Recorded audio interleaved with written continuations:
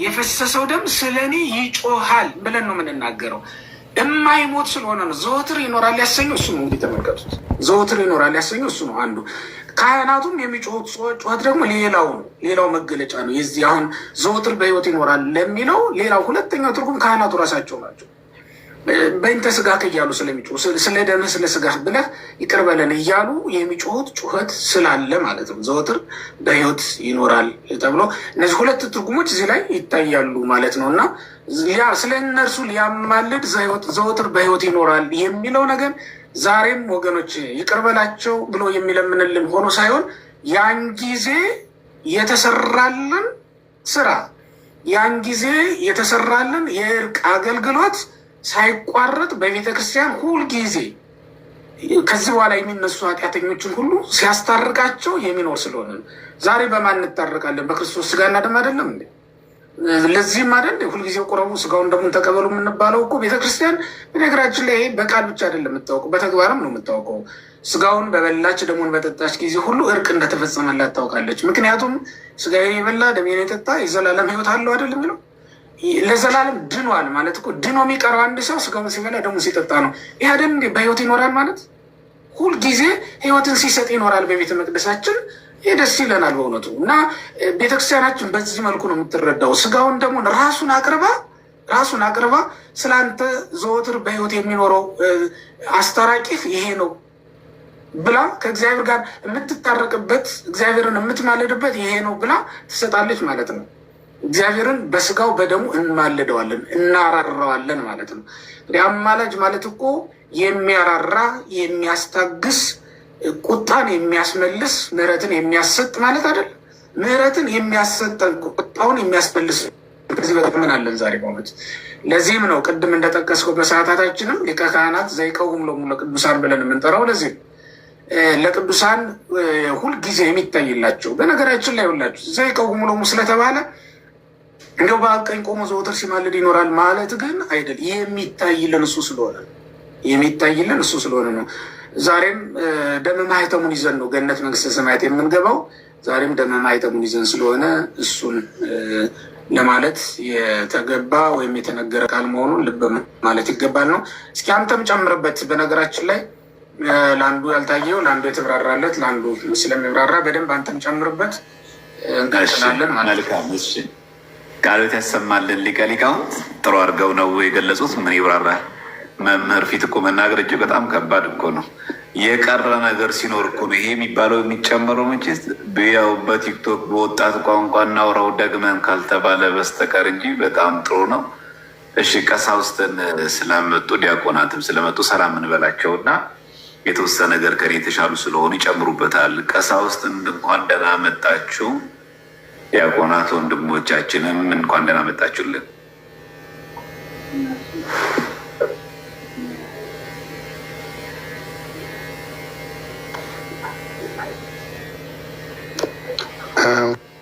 በእውነት ሊቀ ሊቃውንት በእውነት ቃለ ሕይወት ያሰማልን፣ አስበ መምህራንን ያድልልን። በእውነት ያለምንም ስስት ሳይንቁን ጉባኤ ቤት የሚያስተምሩትን ትምህርት ነው እዚህ እያስተማሩን ያሉት። እጅግ እየተጠቀምን ያለ ነው። በእውነት እግዚአብሔር ይስጥልን። መምህር ዘማርያም እግዚአብሔር ይስጥልን። ቀሲስ ነግሬው ቡራኬው ይድረሰን ብያለሁ። መዝሙረ ያሬድ ክርስቶፎሮስም ሰላም ብያለሁ። እኔ እንደውም ከተነሳ ላይ ቀር እዚህ ጋር ጥያቄ ለመጠየቅም ነው። ላይ በተሐድሶ መናፍቃን በኩል የሚነሱ ጥያቄዎች አሉ። ያው የቤተክርስቲያንን ቋንቋ ለሚናገሩ ማለት ነው። ይሄ ቅዱስ አትናቴዎስ ቅዳሴ ላይ ይመስለኝ ቅዳሴ አትናቴዎስ ላይ ወልዶ ሆይ ልክ ላባሰጣን ብለህ አሁን ተናገር ጩህልን፣ እቺ መረሳሰል የሌለባት አሁንም ይላልና አብራርተውታል። አሁን የሚገርም ምላሽ ነው በእውነት የሰጡን ስለ መስዋዕቱና የካህናቱ ድምፅና መስዋዕቱ ራሱ ሕያው መሆኑ በእውነት ቃለ ሕይወት ያሰማልን። አንድ እሱ ነው። ሁለተኛ ዮሐንስ 17 ላይ ያለው የምለምልህ ስለነዚህ ብቻ አይደለም የሚለውን ይዘው እንደው ቤተክርስቲያናችን ትልቅ የተባሉ አባቶች እስከ ዓለም ፍጻሜ ድረስ ላለው ሰው ሁሉ አንድ ጊዜ ማልዷል። ይሄ ምልጃ የሚባለውን በደንብ ቢያብራሩልን ሁለቱን ጥያቄዎች። ከዛ ጋር ደግሞ ይታያል የሚለው ቃል ነግረውናል። ማለት ደመ ማህተሙን ይዘን ነው የምንታየው። በጣም ድንቅ የሆነ አገላለጽ ነው። እግዚአብሔር ይስጥልን። ግን በደንብ አጽንኦት ይስጧት። እቺ ይታያል በጣም ለማጭበርበር ትመቻለች። በተለይ መናፍቃኑ ደጋግሞ ስለሚናገሯት እኛ ቅዱስ ሥጋውን ክቡር ደሙን ተቀብለን መታየታችንን ነው የሚያሳየው። እነሱ ግን የሚያሳዩት ክርስቶስ አሁንም ይታያል እንደ ደሙን ይዞ እንደ ብሉይ ኪዳኑ ካህን በሰን ወይም በመቁረሪት ይዞ ይቀርባል አርገው ነው የሚተረጉሙት። ግን እኛ ነን ቅዱስ ሥጋውን ክቡር ደሙን ተቀብለን ቅዱስ ሥጋው ክቡር ደሙን የተቀበለ ማህተሙ ያለው በብሉይ ኪዳን ደሙ የተቀባበትን ቤት ቦታል አላብራሩትም ማለት አይደለም። ግን የበለጠ እና ይሄ ዮሐንስ 17 እና ቅዱስ የቅዳሴ ዘቅዱስ አትናቴዎስን ልክ እንደዛ ነው። አሁንም ኤሎሄ የሚለው ምን ማለት ነው ቢያብራሩልን ነው። ያክብርልን አይኔታይ።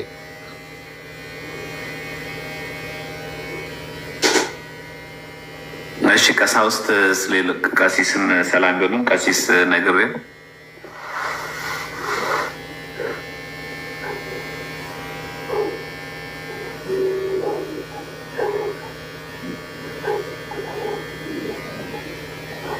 ቀሲስ ነግሬው ይሰማዎታል?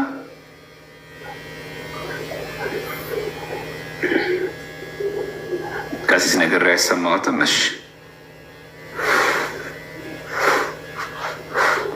ቀሲስ ነግሬው። እሺ ዲያቆን ያሬድ እንዴት ነህ? እግዚአብሔር ይመስገን። አባቶቼ ቡራኪያቸው የደረሰኝ ፍኝ ባርኩኝ። ሊቀ ሊቃውንት የኔታ እንዴት አሉ? እንዴት ሰነበቱ? ዘማሪያም እየደበቀኝ ይኸው እኔና እርሶ እንዳንገነብን ነው። እኔ አይነግረኝም መቼ እንደሚገቡ። እሱ ብቻ ገበያ ወጥቶ እየሸመተ እኔን እንዳልሸምት እያደረገኝ ነው። ምናልባት ይሰማ ይሆን? ትንሽ ኔትወርክ ጥሩ አይደለም። እንደምን ሊቀ ሊቃውንት ስማ ኮነ ቃልዎት ያሰማልን፣ ቃልዎት ያሰማልን፣ መንግስተ ሰማያት ያወርስልን። ስለ እያንዳንዱ ነገር ለሚቀርብሎት ጥያቄ ሁሉ መልስ ለመስጠት በፊታችን ስለተገኙ እጅግ በእግዚአብሔር ስም እናመሰግናለን። ቀሲስ ኪሮስ ይፍቱን ዘማርያም መዝሙረ ያሬድ እንደምን ዋላችሁ? እንደምንስ መጣችሁ? እንኳን ለዚች ሰዓት እግዚአብሔር በፍጹም ሰላምታው ቀኗን ባርኮና ቀድሶ ለዚህ ሰዓት ይሰማ ወይ ነው መሰለኝ። በኋላ ልናገረው እስኪ ስስተካከል ኔትወርክ መሰለኝ። የአይዲ ቀጥል። ድንገት ከሰራላቸው ብዬ ነበር ዝም ያልኩት። እና በጣም አመሰግናለሁ። ዛሬም ያው በጥቂቷም ቢሆን ደርሻለሁ። ደርሼበታለሁ ለመማር።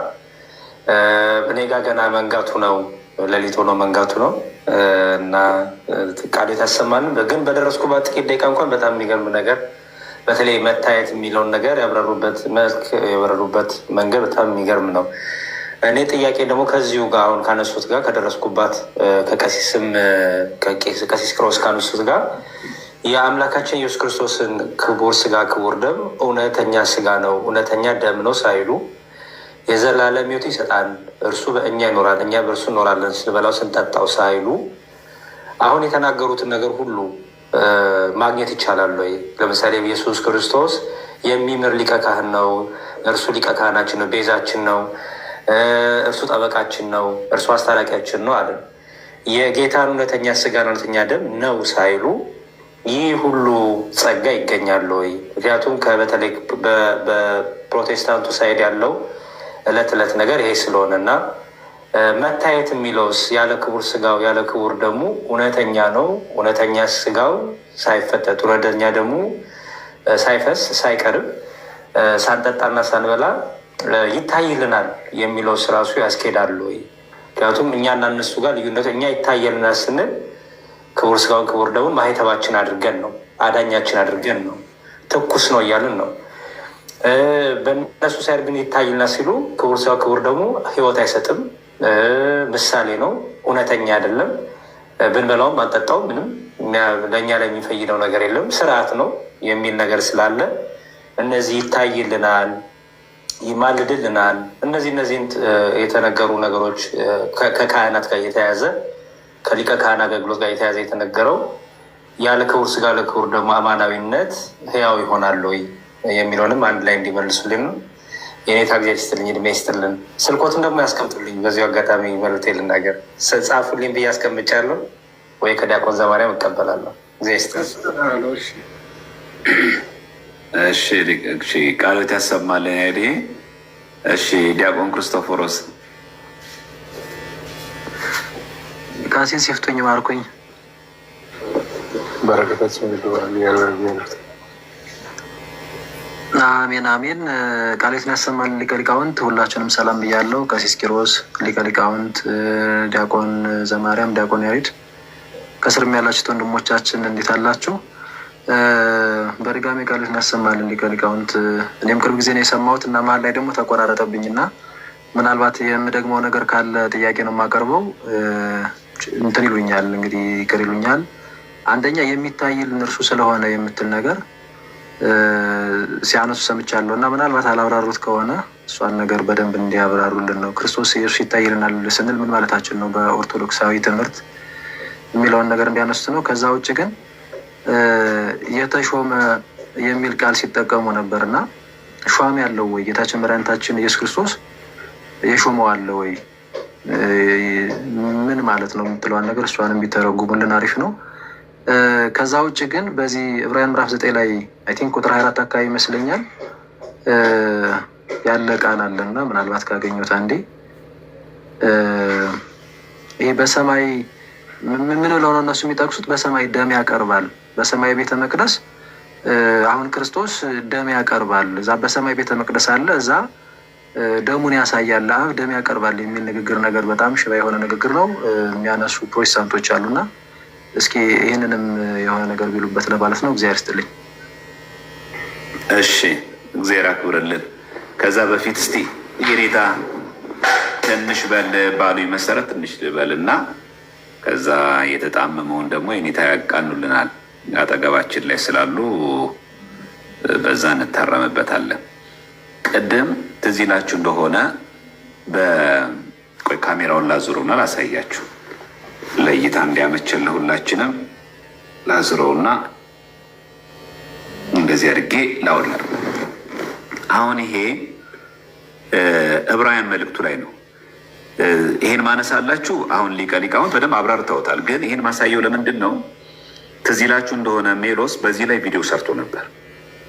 መጽሐፈ ሰዓታትን ጠቅሶ ዘይቀውም ሎሙ ለቅዱሳን የሚቆምላቸው የሚለውን ይሄው ኦርቶዶክስ ቤተክርስቲያን ራሱ ሰዓታቷ ላይ የሚቆምላቸው የሚለምንላቸው አማላጅ እሱ ነው ብላ ነው የምታምነው ኦርቶዶክስ። አባ ጊዮርጊስ ዘጋስጫ መጽሐፈ ሰዓት ላይ እንደዛ ነው የሚለው። ዘይቀውም ስለሚል መቆም ደግሞ ምልጃን ነው የሚያሳየው ብሎ ሲናገር ነበር። አንደኛው ምላሽ ቅድም ሊቀ ሊቃውንት ያሉት ነው። ሲጀመር ዘይቀውም ማለት በግዕዝ ቋንቋ ስናገኘው መቆም ብቻ ማለት ነው አይደለም። ለምሳሌ መጽሐፍ ቅዱስ አይናገረው። አንደኛ ቆሮንቶስ ምዕራፍ 14 ቁጥር 16 ላይ እንዲህ ይላል፣ እንዲያማ ካልሆነ ይላል። ልብ በሉ፣ እንዲያማ ካልሆነ አንተ በመንፈስ ብትባርክ ባልተማሩ ስፍራ የተቀመጠው፣ ልብ በሉ፣ የተቀመጠው የምትለውን ካላወቀ እንዴት አድርጎ ለምስጋና አሜን ይላል። የተቀመጠው የሚለው በግዕዝ ቀይሩት። እዚህ ጋር ያው ምን ይላል? ዘይቀውም ነው የሚለው። በአማርኛው ግን እንደሚለው ስለዚህ አሁን ዘይቀውም ስላለ ምልጃን ብቻ ለመግለጽ ነው ለመለመን ነው ተብሎ አይተረጉም። ሲጀምር ከመነሻው መጀመሪያ እስጢፋኖስ ራሱ በአብ ቀኝ ቆሞ ያለው ብለዋል። ቆሙ ሲል በእሪና ተካክሎ ማለት እንጂ እየለመነ ማለት አይደለም። አንደኛ ቆሙ ሲል ለሚል በአብ ቀኝ ቆሞ ያለው ማለት እየለመነ ምልጃ እያቀረበ አላለም። ለሱ ሎቱ ስብሐት ለሱ ክብር ምስጋና ይግባውና ግን እንደው በሰዓታቱ ደግሞ ዘይቀውም በምትለው ቃል ራሱ ዘይቀውም የሚለውን ግዕዝ ላይ አገኘው ብሎ አንድ ሰው ይሄው በቃ መቆም ነው ማለት አይደለም። ዘይቀውም የሚለው እዚህ በግዕዙ አማርኛ የምናገኘው ይህን በአማርኛ ምንድነው የሚቆሙ አይልም። ምን እንደሚለው የተቀመጠው ነው የሚለው። ዘይቀውም ለቅዱሳን ማለት ለቅዱሳን የሚፈርድላቸው ተብሎም ይተረጎማል ማለት ነው። ምክንያቱም ተቀመጠ ስንል ፍርድ ምንም ስለሚገልጽ ዘይቀውም የሚል ቃል ተገኘ ማለት ቆመ ማለት ነው ብሎ አይተረጎም። አንደኛ ቆሮንቶስ 14:16 ላይ እናገኘዋለሁ። በዚህ ይሄ እኮ በነገራችን ምንም ከባድ ነገር የለውም። በተለይ ብዙ ኦርቶዶክሳዊ መሰረታዊ ችግራችን እንደዚህ አሁን ይህ መጽሐፍ ቅዱስ ላይ ነው ያለው። ቀላል ቃል ነው። በቃ ይኸው እዚህ ጋር ዘይቀውም ይላል። ቃል በቃል ለዛ ነው የሚለው። ዝኩ ዘይቀውም ነው የሚለው። ዘይቀውም የዋህ የሚለው በአማርኛ ብናደርገው የሚቆም አይልም፣ የተቀመጠው ነው የሚለው። ስለዚህ አንድ ቃል በግዕዝ ዘይቀውም የሚል ቃል አግኝቻለሁ። ዘይቀውም ማለት ደግሞ ምንም ጥያቄ የለው የሚቆም ነው፣ ምልጃ ነው አይባልም። ልክ ቀዳሜ ሰማዕተ እስጢፋኖስ በእግዚአብሔር ቀኝ ቆማ ያለው ሲል ምልጃ ነው እንዳልተረጎም ነው ማለት ነው። ይህን አንድ ማለት አንድ ማወቂያ መንገድ ይሄ ነው። ሌላው በጣም መሰረታዊ ጉዳይ ምንድን ነው? ትዝ ይላችሁ እንደሆነ ባለፈው ጊዜ ይሄንን ጉዳይ ለቅመን ነበረ። ወልድ ሆይ የሚለው ማለት ይሄንን የቅዳሴ አንድምታ ላይ ስንመለከት ቃል በቃል እንደሚለው የዕለተ ዓርቡን ሲያዘክር ነው ይላል። ቃል በቃል ነው የሚናገረው። የዕለተ ዓርቡን ሲያዘክር ነው፣ የፈጸመልን እርቅ አለ፣ እሱን ሲያወሳ ነው ይላል። እዚህ ላይ የበለጠ ሊቀ ሊቃውንት ያብራራሉ። ምክንያቱም አትናቴዎስ በቅዳሴው ላይ ስለገለጸው ቅዳሴው ደግሞ አንድምታ ስላለው አንድምታውን ደግሞ አይቶ መተርጎም ደግሞ በጣም ተገቢ ነው። እንደው ሊቀ ሊቃውንት በደንብ ይጨምሩባታል። እንደው ለእኛ በሚገባ መንገድ የተወሰነ ነገር ለማለት ያክል ይታያል የሚለው ቃል እንዴት ነው የሚታየው? ሲጀመር ይታያል የሚለው ቃል ምልጃ ማለት ነው ወይ ነው በመጽሐፍ ቅዱስ ራሱ? እስቲ በደንብ አክተን እንመልከተው። በመጽሐፍ ቅዱስ ራሱ ይታያል ማለት ምልጃን የሚጠቅስ ቃል ነው ወይ? በመጽሐፍ ቅዱስ ላይ ይታያል የሚለው ምልክት ምን ማለት ነው? ለምሳሌ እንዲህ የሚል ቃል አለ። የማቴዎስ ወንጌል ምዕራፍ 24 ቁጥር 26 ላይ ቁጥር 30 ላይ የሰማያትም ኃይላት ይናወጣሉ፣ በዚያን ጊዜም የሰው ልጅ ምልክት በሰማይ ይታያል ይላል። ያ ማለት ይታያል ስለሚል ክርስቶስ በሰማይ ሆኖ ሲመጣ እያማልደን ማለት ነው። ይታያል ስለሚል ከመነሻው ራሱ ይታያል የሚለው ቃል ምን ለማለት ተፈልጉ? ቃሉ በቃ ይታያልናል ማለት እንደ በቁም የተወሰደ በቃ ምልጃ ነው። በቃ ይታይልናል ነው የሚለው። አይ በቃ ይሄ ደግሞ የሚያሳየው ደግሞ ምልጃን ነው እየተባለ ቀጥታ ወደ አልተገባ ትርጉም መውሰድ አያስፈልግም። እሺ አንድ ሌላ ጠያቄ አንድ ደግሞ እንጨምር። ለምሳሌ አንደኛ ጴጥሮስ 4:18 እናንብበው። እንዲህ ይላል፣ ጻድቅ በጭንቅ የሚድን ከሆነ ይላል። እሺ አመፀኛው ኃጢአተኛው ወዴት ይታይ ዘንድ አለው ይላል። ይታይ ዘንድ ማለት ያማልድ ዘንድ ማለት ነው። እንዴት ማማልድ ይችላሉ ወይ ማለት ነው? ምክንያቱም ጻድቅ በጭንቅ የሚድን ከሆነ ይላል። አመፀኛው ኃጢአተኛው ወዴት ይታይ ዘንድ አለው ማለት ወዴት ያማልድ ዘንድ ማለት ነው። ይታይ ዘንድ ስለሚል ይሄን የተናገረው ጴጥሮስ ነው። ይህም እኮ በአዲስ ኪዳን ነው። መታየት ይታያል የሚለው ቃል በሙሉ ትርጉሙ ምልጃ ከሆነ ማለት ነው። ጻድቅ በጭንቅ የሚድን ከሆነ ነው የሚለው። አመፀኛውና ኃጢአተኛው ወዴት ይታይ ዘንድ አለው ነው የሚለው። ይሄ ማለት አመፀኛና ኃጢአተኛው እንዴት ያማልድ ዘንድ ማለት ነው። ይታያል የሚለው ቃል ምልጃ ከሆነ ማለት ነው። መጀመሪያ ወደ መልሱ ከመሄዳችን በፊት ሁላችን ኦርቶዶክሳውያን ማለት ያለብን ጥያቄው ሲጠየቅ በሚገባ ጥያቄው ከመናፍቃን ከተነሳ ጥያቄው ተገቢ እንዳሉ ማሳየት አለብን። ከዚህ በኋላ ነው ወደ ትርጉም ወደ ገጸ ንባብ ሄደን የዚህ ገጸ ንባብ ምን ለማለት ተፈልጎ ነው የሚለው ማለት ነው። በአጭሩ ግን ምን ለማለት ተፈልጎ ነው? ሕያው ሆኖ የማያረጅ ሆኖ በየጊዜው መስዋዕት መቅረብ የማያስፈልገው ሆኖ ለዘላለም ሆኖ ሕያው ሆኖ ስጋው ደግሞ የሚያድረን ይሆናል። የማያረጅ ነው፣ ዘላለማዊ ነው። ስለዚህ ስጋው ደሙን የተቀበለ በእግዚአብሔር ዘንድ ሁል ጊዜ ሕያው ሆኖ ለዘላለም የሚኖር ነው። ይህን ስጋው ደግሞ ከየት ያገኘ ነው? ስጋውን የቆረሰልን ኢየሱስ ክርስቶስ ስለሆነ፣ ደሙን ያፈሰልን ኢየሱስ ክርስቶስ ስለሆነ፣ የመዳን ምንጩ የማዳን ኃይሉ እሱ ስለሆነ ሁል ጊዜ ይሄ መስዋዕተ ወንጌል የሆነው ስጋው ደግሞ ሕያው ነው፣ አያረጅም፣ አይቀየርም። ምንም ጊዜ በማንም ሊሻር የማይችል ነው። እነዛ ሊቀ ካህናት ሞት የሚሽራቸው የሚያሸንፋቸው ስለሆነ፣ ሁለተኛ ኃጢአት ራሱ የማይከድነው ነው። ይሄን እንኳን አይችልም ስጋው ደግሞ አይባልም። ሁሉንም ነው የሚያደርገው። ሁሉንም በምን እናውቃለን? ይሄንን እዚህ ዕብራውያን 9:28 ላይ ሲያብራራ ምንድን ነው ያለው? እንዲሁ ክርስቶስ ደግሞ የብዙዎችን ኃጢአት ሊሸከም ይላል። ልብ በሉ፣ የብዙዎች ኃጢአት ሊሸከም አንድ ጊዜ ከተሰዋ በኋላ አይዘጋው ራሱ እየዘጋው ነው ያለው መጽሐፍ ቅዱስ። ከተሰዋ በኋላ የሚሰውን አይልም። ከተሰዋ ያድናቸው ዘንድ ለሚጠባበቁ፣ ያ ማለት ከአሕዛብ ከመንፍቅና ከአማኝነት ለመዳን ወደዚህ ለሚመጡ ሰዎች ሁለተኛ ጊዜ ያለ ኃጢአት ይታይላቸዋል። ምን ማለት ነው? ያኔ በእኛ ስጋ ነበር የተገለጠው። አሁን ግን እነዚህ ድጋሚ መሞት ሳያስፈልገው ክርስቶስ ይገለጥላቸዋል። ያ ማለት አንድ ጊዜ የሰራው የማዳን ስራ ዘላለማዊ ሆኖ ይኖራል እንጂ ክርስቶስ መጀመሪያ ኃጢአት ኖሮበት ከዚ ኋላ ያለ ኃጢአት ማለት አይደለም። ያለ ኃጢአት ይታይላቸዋል ማለት ነው። ያለ ኃጢአት ነው የሚለው በነገራችን በአያት አይልም። ምን ለማለት ነው? ለእኛ በኃጢአታችን ምክንያት እንደሞተልን አሁን ድጋሚ እሱ በኃጢአታችን ምክንያት መሞት ስጋው ሲቀቡ ያን ድነት ፍጹም ሆኖ እንደተደረገላቸው ይቆጠርላቸዋል። ለዚህ ነው የብዙዎችን ኃጢአት ሊሸከም አንድ ጊዜ ነው የሚለው። ስለዚህ ካሁን በኋላ እንደ ድጋሚ እንደባለፈው ውረድ ተወለድ ድጋሚ ተሰቀል አንለውም። አንድ የፈጸመው የማዳን ስራ ለዘላለም ከአሕዛብ ሲመጡስ ከመናፍቃን ሲመጡ በክርስቶስ ባለፈው የሞት እኮ ለእኛ ነበር። ላላምነው ድጋሚ ተሰቀል አይባልም።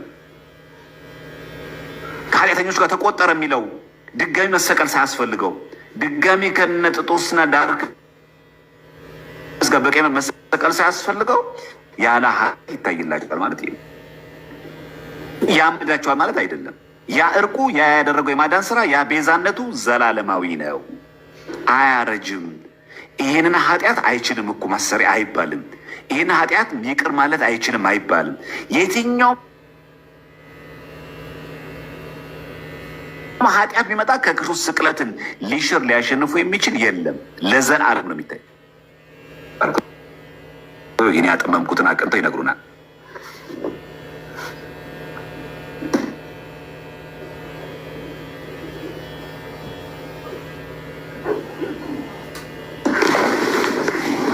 ይቀጥሉ ብያለሁ። እርሱ ደግሞ ጥሩ እኮ ተኩሳል። በደንብ ነው ያለምከው። የቲክቶክ ሕግም የሚፈቅደው እንዲህ አይነት ማስረጃዎችን በራሱ በመጽሐፉ ገልጦ በማሳየት መከራከርና ማስረዳት ማሳመን ይጠይቃል ይመስለኛል። እንደዛ ባለ መንገድ አይደለም እኔ የሚያቀረብኩት። ስለዚህ አንተ እንደውም የተሻለ ግልጽ ሊያደርግላቸው ሊያሳምናቸው የሚችል ነው ብዬ አምናለሁ እና ይሄ እንዲቀጥል እፈልጋለሁ። እኔ ግን አሁንም የተጠየቅኳቸውንም ጨምሮ ሌሎች ነገሮችን በመጠኑ ለማቅረብ እፈልጋለሁ። ለአንተም ለወንድሞችም ለሌሎችም ጥያቄውንም ላቀረቡ ሀሳብ እንደሰጡ ሁሉ ቃለ ሕይወት ያሰማልን። እንግዲህ በቤተክርስቲያናችን አስተምህሮ መሰረት አሁን ይታያል ወይም ይታይላቸዋል የሚለው ቅድምም እኔም እንዳልኩት አንተም እንዳነሳው ኢየሱስ ክርስቶስ እኮ ማለት በነገራችን ላይ አንዱን ብቻ ይዘህ ከሄድክ በጣም የምትጎዳበት ነው ኢየሱስ ክርስቶስ። ምክንያቱም ኢየሱስ ክርስቶስ ብዙ ነገር ነው ለእኛ። በር ብለን እንጠራዋለን አደለ? ስለዚህ በሬ ኢየሱስ ነው ብለህ ስትናገር እንዲሁ ደግሞ ኢየሱስ ክርስቶስ የምንወርሰው ርስት ወይም በበሩ ከገባን በኋላ ደግሞ የምንወርሰው ርስት ራሱ ሆኖ ታገኘዋለህ ማለት ነው። እኛ ከክርስቶስ ጋር አብረን ተካፋዮች ነን፣ ግን ደግሞ ክርስቶስ ራሱ የምንወርሰው ርስታችንን ሆኖ ደግሞ ታገኘዋለህ እና ለዚህ ነው አሁን ኢየሱስ ክርስቶስ የመስዋዕት በግ እንለዋለን አደለ? በሌላ በልኩ ደግሞ የበግ እረኛ ሆኖ ደግሞ ታገኘዋለህ። የትኛው ነው ክርስቶስ? እረኛው ነው ወይስ በጉ ነው ብለህ ከሁለቱ ይለይልኝ ልትለው የምትችለው አይደለም። እንዲሁም እዚህ ላይ ስትመጣ ኢየሱስ ክርስቶስ ሊቀ ካህናት ነው፣ ግን ደግሞ ኢየሱስ ክርስቶስ መስዋዕትም ነው። ሌላ መስዋዕትም የለም፣ ሌላ ሊቀ ካህናትም የለም። እውነቱን ስንናገር መቼስ እኛ ሰው ይውደደን ለሰው ይመቸው ብለን አንናገር። መቼስ የምናምነውን የሚያጸድቀንን የተከተልነውን የምንኖርበትን የምንኖረውን ህይወት ነው የምንናገረው። እኛ በክርስቶስ ካልሆነ በስተቀር ሌላ ህይወት ምን አለን? ደስ ቢለን በክርስቶስ ነው፣ ብንመንን በክርስቶስ ነው፣ ሰማዕት ብንሆን በክርስቶስ ነው፣ ብንጠመቅ በክርስቶስ ነው። ሌሊቱን ሙሉ ማይሌት ቁመን የምናድረው ሲነጋ የክርስቶስን ስጋና ደም ለመቀበል ነው። ሩቅ ሀገር ገዳም የምንሄደው ክርስቶስን ለመምሰል ነው። አይደለም እንዴ? ሌላ ምን አለን? በእውነቱ ከምንኖረው ኑሮ ውስጥ ስለ ክርስቶስ ያላደረግነው ወይም በክርስቶስ ያላደረግነው ነገር አለ ልትለኝ የምትችለው ነገር አለ? ምንም ነገር የለንም እኮ በእውነቱ። ሁሉም ነገር የሚደረገውና ሁሉም የሚሆነው በክርስቶስ ነው። ምክንያቱም ሁሉን ሊጠቀልል የተሾመ ሊቀ ካህናት እሱ ስለሆነ ነው። እንግዲህ እንዲህ ብለን የምንናገረው ህይወት እሱ ነው እንዳጠቃላይ እና ከዛ የተለየ ከዛ የወጣ ምንም አይነት ነገር እንደሌለ ግልጽ ማድረግ ይገባል። እንዲያው ይኸውላችሁ ፀሐይ አንድ ናት መቼም እንደሚታወቀው። በሰፈራችን ፀሐይ የምትባል ልጅ ስላለች እንዴት በፀሐይ ስም ትጠራለች? ፀሐይን ሁለት ማድረግ ነው የዚህ ሰፈር ሰዎች ፀሐይን ሁለት ሊያደርጉብን ማሳሳቻ ፀሐይ የሚል ስም አውጥተዋል ብሎ ሊከሰን የሚችል እንዲህ አይነት ቂልነት የሚታይበት ሰው ይታያል። እኛ በእውነት ክርስቶስን የሚተካልን በክርስቶስ ፋንታ የተካነው አምላክ አለን እንዴ? በክርስቶስ ፋንታ አስተክተን መስዋዕት አቅርበን እናውቃለን? በክርስቶስ ፋንታስ የሾምነው ሊቀ ካህናት አለን እንዴ? እኛ ማንም የለንም። በእውነቱ ክርስቶስ የሾመልን ካህናት ናቸው ያሉን እንጂ በክርስቶስ ፋንታ የሾምነው ሊቀ ካህናትም የለንም። በክርስቶስ ፋንታ አቅርበን ያስታርቀናል ብለን የተመካንበትን መስዋዕት የለንም። ዛሬም ድረስ ይዘነው የምንቀርበው የክርስቶስን ስጋና ደም ነው። በሌላ አነጋገር ምን ማለት ነው? ቤተክርስቲያን ሁልጊዜ ዕለተ ዓርብ ላይ ነው ያለችው። ሁልጊዜ ዕለተ ዓርብ ላይ ነው ያለችው ማለት ምንድን ነው? የተሰቀለውን ክርስቶስን ተከትላ መስቀል ላይ ወጣ ነው የምትኖረው።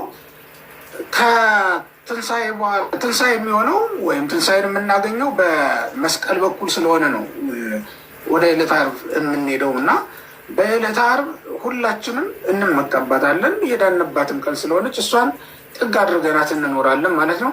በትንሣኤ ዘጉባኤ ደግሞ እንደገና ትንሣኤውን እንነሳዋለን። ዛሬ በህሊና ኋላ ደግሞ ልክ እሱ እንደተነሳ በስጋ እንደገና ሰርቶ ይሄ ቤተ መቅደስ አፍርሱት በሶስተኛው ቀን እሰራዋለሁ አይደል ያለው። በሶስተኛው ቀን የሚሰራው ቤተ መቅደስ እኮ የእኛ ስጋ ነው አይደል? ያንን እንደገና ሰርቶ እንደሚያስነሳው እናውቃለን። ዛሬ በመሬት ላይ የዘራነውን ዘር 30 እና 60 መቶ ያማረ ፍሬ እንዲያፈራ አድርጎ ሲያስነሳልን እየተመለከትን ያስነሳንን ብለን አናስብም እና በዕለተ ዓርብ እንዳለችውና ቤተክርስቲያን ያንን ጸሎት ትጸልያለች፣ ያንን መስዋዕት ስታቀርብ ትኖራለች። እንትኑም ጸሎቱን በራሱ ክላህ ወበል ኤሎሄ ኤሎሄ ላማ ሰበቅታኒ ያን ጊዜ እንደተናገርከው አምላኬ አምላኬ ለምን ተውከኝ ብለህ በዕብራይስጡ ኤሎሄ ኤሎሄ ላማ ሰበቅታኒ የሚለው በአማርኛው አምላኬ ለምን ተውከኝ ተብሎ የሚተረጎመው ነው። በማቴዎስ ላይ የተጻፈው ማለት ነው። ይሄ እንን ጸሎትን ዛሬም አቅርብ ወይም ዛሬም ተናገር ብላ ትናገራለች ቤተክርስቲያን። ይህ ማለት ግን ክርስቲያኖች ማወቅ ያለባችሁ ትልቁ ነገር ዛሬም ይማልድልናል፣ ዛሬም ጩህልን ብለን እየቀሰቀስ ነው እንዳልሆነ በሚገባ ልትረዱት ይገባል። አሁን አንድ ምሳሌ ልጥቀስላችሁ። በዕብራውያን መልእክቱ ላይ ቅዱስ ጳውሎስ ምዕራፍ 11 ቁጥር 4 ላይ አቤል በመስዋዕቱ እስከ ዛሬ ይናገራል ይላል። ምን ማለት ነው? መስዋዕተ አቤል ዘሰምረ እየተባለ ሲነገርለት የሚኖር ስለሆነ ነው እንጂ አቤል ዛሬም የሚጮህ መስዋዕት ወይም የሚናገር ህያው የሆነ መስዋዕት አለው ማለት ነው። የአቤል መስዋዕት ህያው ሆኖ ለዘላለም የሚኖር ቢሆን ኖሮ የክርስቶስ መስዋዕት መሆኑት እኮ ባላስፈለገም ነበር። ግን ምንድን ነው የቅዱስ ጳውሎስን አረዳድ ወይም አስተምህሮ በደንብ መረዳት ያስፈልጋል። ዛሬም በመስዋዕቱ ይናገራል ብለን ስንናገር ወንድሙ የገደለው እየተባለ ሲነገርለት ይኖራል። የአቤል ጽድቁ የቃየል ኃጢአቱ ሲተረክለት የሚኖር መሆኑን ነው የሚያስረዳው። እና ከዚህ ጋር አገናኝታችሁ እንኳን ብትመለከቱት ኢየሱስ ክርስቶስ ከአቤል ይልቅ የተሻለ መስዋዕትን ያቀረበ አምላክ አይደለም እንዴ? በእውነት ከአቤል ይልቅ ጻድቅነቱ አይጎላባችሁም? አቤል እኮ ምንም እንኳን ያለ ኃጢአቱ ተገደለ ብንልም ኃጢአት የለበትም ግን ብለን አናውቅም። ምክንያቱም አቤል ከኃጢአተኞቹ ከአዳምና ከሔዋን የተወለደ በመሆኑ ምክንያት ኃጢአትን በውርስ ተካፍሏታልና ብለን ስለምናምን ማለት ነው። ሊሞትበት የሚችል ኃጢአት የለበትም ነበር ማለታችን አቤልን ንጹሕ ስናደርግ፣ ኢየሱስ ክርስቶስን ግን ሊሞትበት የሚገባው ኃጢአት የለበትም ብቻ ሳይሆን ከአዳም ኃጢአት ጭራሽ አልተካፈልም ብለን ነው የምንለው። ስለዚህ ከአቤል ይልቅ አይከብርምን? ከአቤልስ ይልቅ መስዋዕቱ የተወደደ ያማረ አይደለምን ኢየሱስ ክርስቶስ? ስለዚህም ዘወትር የሚናገር በቤተ መቅደስ ቃሉ የማይቋረጥ መስዋዕት አይደለም እንዴ? በእውነት ዛሬ በልባችን ውስጥ የጮኸው አምላኬ አምላኬ ለምን ተውከኝ የሚለው ጩኸት አይደለም እንደሚሰማን ሁልጊዜ በልባችን ውስጥ እኮ ደሙ ሲፈስ ነው የሚኖረው አይደለም እንዴ? ሁልጊዜ ያንን እኮ ነው ታይልናል ብለን እናየው የምናነሳው፣ ሁልጊዜ ስለኛ ይጮህልናል ብለን የምንናገረው ያንን ነው። በልባችን ውስጥ ሆኖ ያ ሲሰማን ስለሚኖር ማለት ነው። ስሬት ያገኘ ነው በዚያ ነው። ሁሉም ተፈጸመ ብሎ እስኪዘጋው ድረስ ስሬት ያገኘንበት እሱ ስለሆነ ይህንን እንላለን። በዚያውም ላይ ኢየሱስ ክርስቶስ ስለ ሁላችንም የታመመ የደከመ መሆኑ ሁላችንም እናውቃለን። መታመሙ፣ መድከሙ፣ መሞቱ፣ መገደሉ ይሄ ሁሉ ስለኛ የተደረገ ነገር ነውና ስለ እኔ መከራን የተቀበልክልኝ አንተ ነህ፣ ስለ አንተ ደግሞ መከራ ልቀበል እወዳለሁ እያሉ መናንያን ይመንናሉ። ሰማዕታት ተጋድሏቸውን ይቀጥላሉ ማለት ነው። ለምን? ያ ጩኸት ሁል ጊዜ በጆሯቸው ስለሚሰማቸው ማለት ነው። ያ ግርፋት በዓይናቸው ስለሚታያቸው፣ ያ ችንካር ሁል ጊዜ ካጠገባቸው ከፊታቸው ስለማይርቅ ይታይልናል ማለት እኮ እሱ ነው። በቃ መከራ ሲቀበል ይታያቸዋል ሁል ጊዜ። ስለዚህ ምን ይላሉ? ማንም እንዳያስፈራራቸው በመስቀሉ ይመካሉ ማለት ነው። እኔ ቅዱስ ጊዮርጊስ ያለውን አልሰማችሁም? በዚህ በቅዱስ ያሬድ ዜማ ምን ይላል? እፎይ ይህልከ አምላኬ ተሰቅለ ዲበ ዕፀ መስቀል ይላል። ቅዱስ ጊዮርጊስ አሰምቶ ነው የተናገረው። እፎይ ይህልከ አምላኬ ተሰቅለ ዲበ ዕፀ መስቀል ማለት ፈጣሪ እንደተሰቀለ እንዴት አላስብም? እንግዲህ ተመልከቱት። የሾህ ጫማ ጫሙት፣ በመጋዝ ተረተሩት፣ በመንኮራኩርም አደቀቁት፣ ይህን ሁሉ መከራ አቀበሉ። ይህ ሁሉ ሲሆን ምን ብሎ አሰበ? እፎይ ይህልከ አምላኬ ተሰቅለ ዲበ ዕፀ መስቀል፣ አምላኬ በመስቀል እንደተሰቀለ እረሳለሁን አለ። ሰማዕታት መከራ በሚቀበሉበት ጊዜ ሁሉ ከፊታቸው መከራ ይቀበላል ክርስቶስ። በቅዱስ ጳውሎስ ታሪክ እንኳን ምንድን ነው የምንለው? ቅዱስ ጳውሎስ ማነው? ቅዱስ ጴጥሮስ ማለት ነው። ከሮም ወጥቶ የሮም ክርስቲያኖች እንዳይሞትባቸው ሳስተው ከሮም ውጣልን እባክህ በሕይወት ቆይልን ብለው ሰደዱት። የነገስታቱን ምክር ሰምተው ማለት ነው። እንገለዋለን ብሎ የመከሩት ምክር ሰምተው ስለነበረ ወጥቶ ሲሄድ ግን ኢየሱስ ክርስቶስን አገኘው። መስቀል ተሸክሞ ወደ ሮም ከተማ ይገባ ነበር ይላል። መምህሬ ኢየሱስ ክርስቶስ ወዴት ትሄዳለህ ብሎ ሲጠይቀው በሮም ልሰቀል ነው ዳግመኛ አለው። የሚሰቀልልኝ ሰዓት አሳለው ይላል። እና አሁን ኢየሱስ ክርስቶስ ዳግመኛ በሮም ሊሰቀል ሲመጣ አይቶ ጴጥሮስ ተሰቀለ አይደል ብለን የምንተርከው ቤተክርስቲያናችን እኮ የምታምነው ነው። ጴጥሮስ ሲሰቀል ክርስቶስ ኢየሱስ እንደተሰቀለ ሆኖ ባያየው ኖሮ መሰቀል ቀላል ነገር ነው እንዴ ለእናንተ? ጳውሎስ በሰይፍ አንገቱን ሲቀላ ኢየሱስ ክርስቶስ በጅራፍ ሲገረፍ አጥንቱ እስኪታይ ድረስ መከራ ሲቀበል ባያየው ኖሮ እንደምን ይችላታል? ሆነ ሰው አይደለም እንዴ? በመጋዝ ሲተረተር እንደምን አይሰማውም እንዴ? አያመውም እንዴ? አይደክመውም እንዴ? ይህን ሁሉ መከራ የሚታገሱት ቅዱሳን ክርስቶስ በአጠገባቸው መከራ ሲቀበል ስለሚታያቸው ነው። ልብ በሉ። እንዲያውም በአባ ማን ነው? በአባ ጳኩሚስ ነው በአንድ ቅዱስ ገድል ላይ ስም ካልተሳሳትኩ ምን ተብሎ ተጽፏል? ላቡ እንደ ደም ወይቦ እስኪወርድ ድረስ ጻድቁ ይሰግድ ነበረ። ኢየሱስ ክርስቶስ ተገለጠለትና ለምን እንደዚህ ትደክማለህ? መከራ ስለተቀበልክልኝ ያንተን መከራ እያሰብኩ ነው አለው ይላል። ከዚያ ግን እኔም እኮ ስለአንተ ይህን ሁሉ መከራ ተቀብያለሁ ብሎ በመስቀል እንደተሰቀለ ሆኖ ታየው ተብሎ ተጽፏል። እና ኢየሱስ ክርስቶስ ምንጊዜም ያበረታቸው ዘንድ መከራውን ይገልጥላል፣ ይታይልናል ማለት እሱ ነው። ተመልከት፣ በዚህ ምድር ላይ መከራ ለመቀበል ይታየናል። በሰማይም ደግሞ የተቀበልናት መከራ መንግስተ ሰማያትን ለመግዛት የምትበቃ አይደለችም። መንግስተ ሰማያት በዋጋ የምትጠመን በእኛ ድካም የምትገኝ ማለት። እናንተ አሁን በውዛችሁ በድካማችሁ እንጀራ ትበሉ ይሆናል አይደል? ብዙ እንጀራ ያለው አለ፣ ብዙ ደሞዝ የሚከፈለው አለ። እንደ ድካሙ፣ እንደ እውቀቱ፣ እንደ ሹመቱ፣ እንደ ክብሩ፣ እንደ ማዕረጉ ደረጃችን ይለያያል አይደል? እንደየደረጃችን እንደየአቅማችን ጸጋችን ወይም ደሞዛችን እንደሚበዛልን ሁሉ በመንግስተ ሰማያትም በድካማችን መንግስተ ሰማያትን ገዛናት ማለት አይቻልም። ሲጀመር የእኛ ድካም ለመንግስተ ሰማያት ዋጋ መሆን አይቻለውም ነበር። ታዲያስ የክርስቶስ ሞት የክርስቶስ መከራ መንግስተ ሰማያትን ለመግዛት ያበቃናል። ትንሿ ድካማችን ከክርስቶስ ድካም ጋር ትቀላቀል ነው። ወይም ከክርስቶስ ይሄውላችሁ፣ በዋናነት የቤተክርስቲያን ትምህርት ልብ በሉ። የእኛ ድካም ከክርስቶስ ድካም ጋር ያገናኘናል። የእኛ መከራ ከክርስቶስ መከራ ጋር ያሳትፈናል።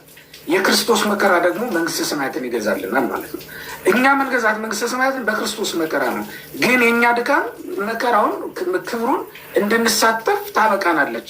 ቅዱስ ጳውሎስ እንደተናገረው እኮ ነው በሮሜ ምዕራፍ 6 ላይ እንደተናገረው በመከራው ስንሳተፈው፣ በሕማሙ ስንሳተፈው፣ በህይወቱም በሞቱ ስንሳተፈው በህይወቱም እንመስለዋለን ይላል። በመከራ በውርደት ስንሳተፈው በክብር እንመስለዋለን ብሎ ነው የተናገረው። ስለዚህ መከራውን መሳተፋችን ከመከራው ጥቂት መከራ መቀበላችን መከራውን ለመሳተፍ ያክል ነው። መከራው ደግሞ መንግስተ ሰማያትን ስለሚገዛልን ነው። ይታይልናል ማለት ይሄ ነው። ክርስቲያን ሁልጊዜ ለመንግስተ ሰማያት ዋጋ ሆኖ የሚከፈልልን የሚሰጠን የክርስቶስ ስጋና ደም። እያንዳንዳችን የምንቀበለው መከራ ግን ወደ ክርስቶስ መከራ ያቀርበናል ወይም ያሳትፈናል ማለት ነው እና ይታይልናል የሚለውን ነገር እንዲህ ያለ ሰፊ ትንታኔ ነው የሚሰጠው። ከዚህ በተጨማሪ ግን እኔ እንዲያው የቅዱስ ዮሐንስ አፈወርቅ ለዕብራውያን የተረጎመውን ወይ ቃል በቃል ተርጉመህ ልታቀርብላቸው ትችላለህ። አንተም ምዕራፍ 8ን እንዴት እንደተረጎሙ ዮሐንስ አፈወርቅ በደንብ በሚገባ አብራርቶ ነው ይጻፈልን እና እሱንም እንድታነቡ በዚሁ አደራ ማለት እፈልጋለሁ። ከዛ በተጨማሪ እንግዲህ ኢየሱስ ክርስቶስ ከተነሱ ጥያቄዎች መካከል ሌላ ምን የቀረ ነገር አለ? እንደው እውነተኛ የክርስቶስ በአማን ስጋና ደም ነው ብለው ሳያምኑ ሰዎች በክርስቶስ የተደረገውን ነገር ሁሉ ማግኘት ይችላሉ የሚል ጥያቄም ተነስቶ ነበረና እውነት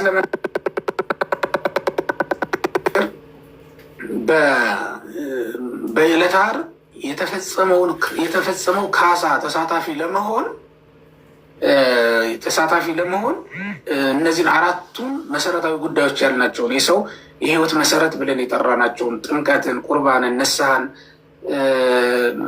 እና እምነትን እነዚህን አራቱን መፈጸም ግዴታ ነው።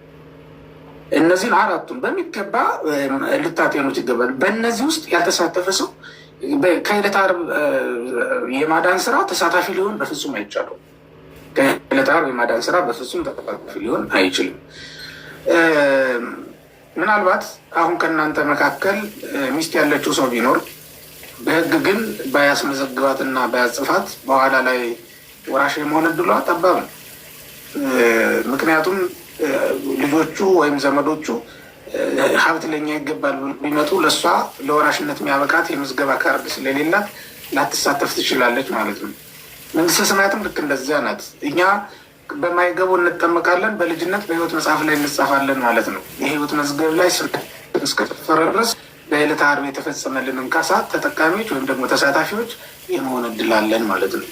የዕለተ ዓርብን አገልግሎት ተጠቃሚ መሆን የምንችለው ይሄን ማድረግ ከቻለን፣ ያ ማለት ስናምን፣ ስንጠመቅ፣ ስጋውና ደሙን ስንቀበል፣ ይህ ማለት አማናዊ የክርስቶስ ስጋና ደም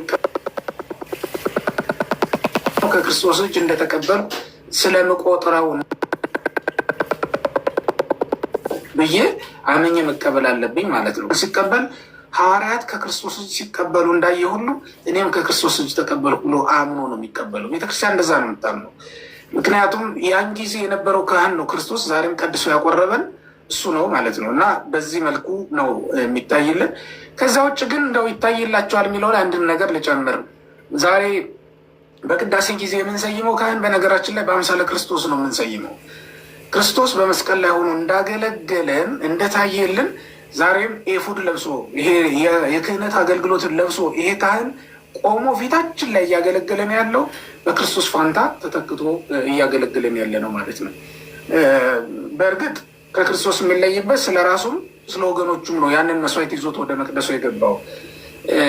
ክርስቶስ ስለ ራሱ አይደለም ስለ ወገኖቹ ብቻ ነው መስዋዕት ሊያቀርብ የተገደደው።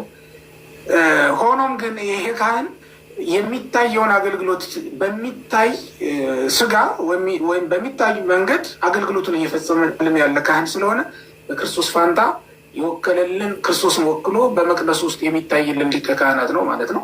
ዛሬም በእግዚአብሔር ፊት ቆሞ ይለምናል። የክርስቶስን ስጋና ደም ይዞ ማለት ነው። የክርስቶስን ስጋና ደም ይዞ ዛሬ ቆሞ ይለምንልናል ማለት ነው። ስለ ካህኑ ምንነት አይመለከተንም። መቼም ለሕክምና ሐኪም ቤት የሚሄድ ሰው ቀጠሮ አስይዞ ሲሄድ ስለ ዶክተሩ ሙሉ ፕሮፋይል ስጡኝ አይልም። የምን ሐኪም እንደሆነ ጎበዝ እንደሆነ ሊያጣራ ይችላል እንጂ ስሙ ማን ነው፣ አባቱ ማን ነው፣ ሀገሩ የት ነው፣ ዘሩ ምንድን ነው፣ ሃይማኖቱ ምንድን ነው ብሎ ዘርዝሮ ይህን ጉዳይ ጤነኛ ነው ወይ ብሎ ዘርዝሮ ሊሄድ አይችልም። የደም አይነቱ ምንድን ነው ልትሉ አትችሉም። በቃ ስለ ሙያው ብቻ ነው የምትረዱት። ይህም ካህን ነው። የቤተክርስቲያን የሾመችው ክርስቶስ በአንብሮተ እድ የሾመው ወይም ካህን ነው። እሱ ደግሞ ክርስቶስን በክርስቶስ ፋንታ እንዲያገለግል የተሾመ መሆኑን እናውቃለን። ይሄ ይኸውላችሁ ክርስቶስ እንኳን በካህን በአንድ ምዕመን ይወክላል። ይህንን በሐዋርያት ሥራ ምዕራፍ 9 ቁጥር 5 ላይ ቅዱስ ጳውሎስ ሳውል ይባል በነበረ ጊዜ የተናገረው ቃል ይህንን ነው የሚያሳየን። ስለምን ታሳድደኛለህ አይደል ያለው? ለምን ታሳድደኛለህ ብሎ ነው የተናገረው። እና ለምን ታሳድደኛለህ ብሎ በተናገረው ጊዜ ስለ አንድ ምዕመን እኮ ነው እየተናገረ ያለው፣ ወይም ስለ አንድ ካህን ነው እየተናገረ ያለው ማለት ነው። በዚያ ዘመን ምዕመናንን ሁሉ እንዲቀበሉና ኃጢአትን ይቅር እንዲሉ ሐናንያን ነው የመደበለት። ተመልከቱት። ሐናንያ ምን ሆነ ማለት ነው? ኢየሱስ ክርስቶስን ወከለ ማለት ነው። ክርስቶስ በምድር ላይ በነበረ ጊዜ ባለሽቶዋን ሴት ኃጢአቷን ይቅር እንዲሏት ከሐዋርያት አንዱን አላዘዘላትም አይደለም? ከሐዋርያት አንዱን አላዘዘላትም። ለዘኪዎስ ጴጥሮስን ወይም ደግሞ ዮሐንስን ልኮ ዘኪዎስን አግኙት አላላቸውም።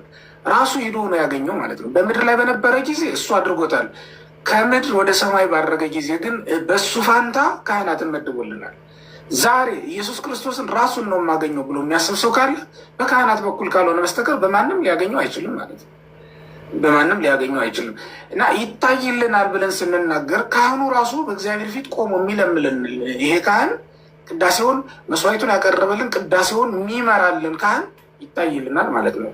በሱ ውስጥ ክርስቶስን እናየዋለን። በሱ ውስጥ ክርስቶስን እናየዋለን። ከዛ ውጭ ግን ክርስቶስ ዛሬም በአብ ቀኝ ቆሞ ይማልዳል የምትል ከሆነ እንግዲህ ፈሪና ማለት ነው። ሁልጊዜ ቆሞልህ እንዲኖር ሁልጊዜ ቆሞልኝ የሚል ፈሪ ነው፣ ወይም ደግሞ ደካማ ነው። እኛ ግን ኢየሱስ ክርስቶስ ዛሬ በአብ ቀኝ ተቀምጧል ብለን እናምናለን። ሲጀመርም ይኸውልህ ቃል ኪዳኑ እንዲህ ነው የሚለው። እግዚአብሔር ያለው ኢየሱስ ክርስቶስን በመዝሙር 109 ወይም በቅንፍ 110 ማለት ነው ቁጥር 1 ላይ ያለውን ቃል እስኪ ተመልከተው። በቀኝ ተቀመጥ አለው አይደለም የሚለው፣ በቀኝ ተቀመጥ አለው ነው የሚለው። እዚህ ላይ እስጢፋኖስ በአብ ቀኝ ቆሟል ብለው እንኳን ቢናገር ያንን ቃል የሚሽር ሊሆን በፍጹም አይገባው። ብሉይ ኪዳን ከአዲስ ኪዳን የተለየ አይደለም አይደል? ስለዚህ የብሉይ ኪዳኑ እንዳለ ይዞ ነው የሚመጣው። ይሄ የዳዊት መዝሙር ስለ ክርስቶስ መሆኑን ቅዱስ ጳውሎስ ለዕብራውያን በጻፈው መልእክቱ ላይ ተመልከቱት። ዕብራውያን ምዕራፍ 1 ቁጥር 13 ላይ ለመኑ እንከ እመላእክቱ ይቤሎ ወልደ የነበረ በየማኔ፣ ከመላእክት አንዱን ስንኳ ልጅ በቀኝ ተቀመጥ ብሎት ያውቃል ነው እኮ ያለው። ስለ ወልድ ግን ወይም ስለ ክርስቶስ ግን ልጄ በቀኝ ተቀመጥ ብሎ ተናግሯል ይላል። እና የዳዊት መዝሙር ስለ ክርስቶስ መሆኑን ቅዱስ ጳውሎስ መስክሮልናል። ስለዚህ ተቀመጥ ነው እንጂ የሚለው ቁም አይደለም የሚለው። ሲጀመርም የተቀመጠ ደግሞ ስራውን ጨርሷል ማለት ነው። በንጉሥ ቀኝ የተቀመጠ ሰው እኮ አገልግሎቱን ጨርሷል ማለት ነው። ወይም በቃ ሀሳቡ ተሟልቷል። ኢየሱስ ክርስቶስ ወደ ዓለም የመጣው ዓለምን ይቅር ለማስባል ነው። ተመልከቱ፣ ዓለም ከኃጢአት እንድትነጻ ነው የመጣው። ይሄ ሳይደረግላት በዙፋኑ ተቀመጠ አንልም። ሎቱ ስብሐት የመጣበትን ሳይፈጽም ጉዳይ ሳይፈጽም እሱ እኮ እንደ ሙሴ አይደለም፣ እሱ እንደ አሮን አይደለም፣ እሱ እንደ ኢሳያስ አይደለም፣ እሱ እንደ ኤርሚያስ አይደለም። ዓለም ፈጽሞ ሳትታረቅ ስራውን ጨርሶ የሚሄድ አምላክ አይደለም። ጨረሰ። ስለዚህ ምን ሆነ? በአብ ቀኝ ተቀመጠ ማለት ነው። ተቀመጥ የተባለውም የሚለውም ቃል የሚያስረዳው አገልግሎቱ መጠናቀቁን ነው የሚያሳየው።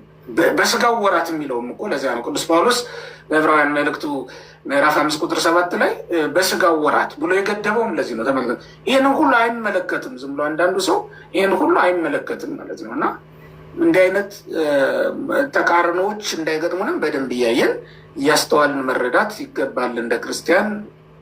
ማለት ነው። እንደ ኦርቶዶክሳዊ አስተምሮ ይህንን የመሰለ ነው። ሁሉም ብዬዋለሁ ማለት አይደለም። የቀረውን እናንተ ሙሉት ወንድሞቼ፣ በዚህ ያላችሁ አባቶችም ሌሎችም፣ አለበለዚያ ደግሞ በሂደት ነው የሚሞላ የኦርቶዶክስ ትምህርት የክርስቶስ ትምህርት በመላ ዘመናችንን የምንማረው ስለሆነ በአንድ ጊዜ የምንጨርሰው ነገር አይደለም። ሌላ ጊዜ ደግሞ እየሞላ ነው እንሄዳለን። ያላልነውን እያልን ያልጠቀስነውን እየጠቀስን እንሄዳለን። መሰላል አንድ ጊዜ አይረገጥም አይደል?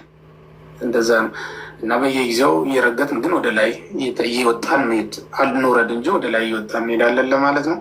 አመሰግናለሁ። እግዚአብሔር ይስጥልኝ።